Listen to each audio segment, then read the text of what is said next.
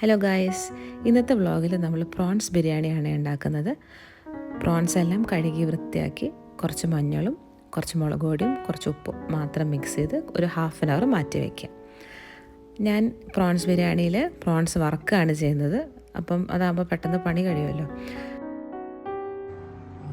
ബാക്കി സമയം നമുക്ക് കുറച്ച് ഉള്ളി, ഞാൻ 3 ഉള്ളിയാണ് എടുത്തത്. 3 ഉള്ളി, 2 പച്ചമുളക്, പിന്നെ കുറച്ച് ഇഞ്ചി, കുറച്ച് വെളുത്തുള്ളി, ഇതെല്ലാം ഞാൻ ചതച്ചാണ് ബിരിയാണിക്ക് എടുക്കുക.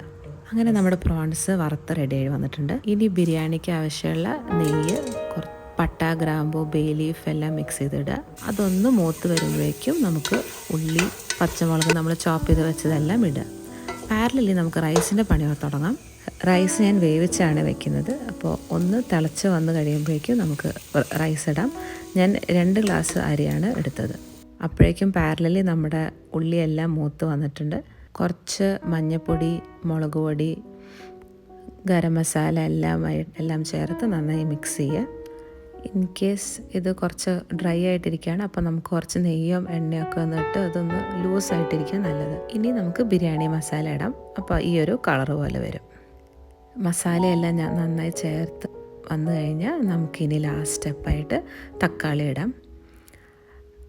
ഇനി തക്കാളി എല്ലാം നന്നായി മിക്സ് ചെയ്ത് ഇനി അത് കുറച്ച് നേരം മാറ്റി വയ്ക്കാം.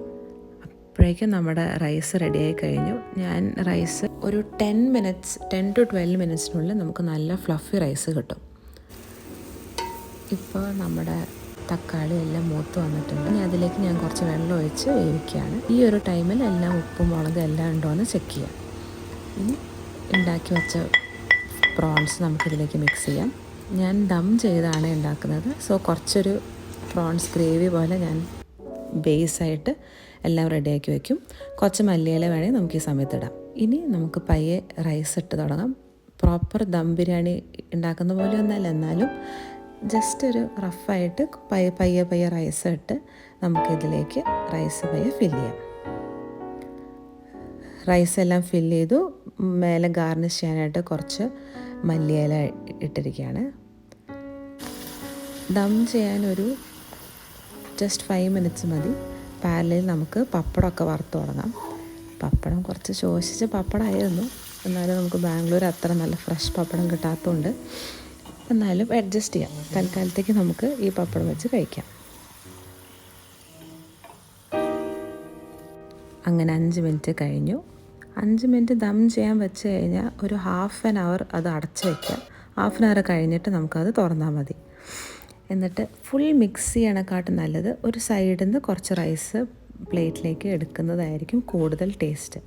സോ ദാറ്റ് ആ ഗ്രേവിയും എല്ലാം നല്ല മിക്സായിട്ട് നല്ല ടേസ്റ്റായിട്ട് വരും. ഇനി നമുക്ക് കുറച്ച് ലെയർ ബൈ ലെയറായിട്ട് നമ്മൾ ഓരോ പാത്രത്തിലേക്ക് അത് ഇട്ട് വരികയാണ്.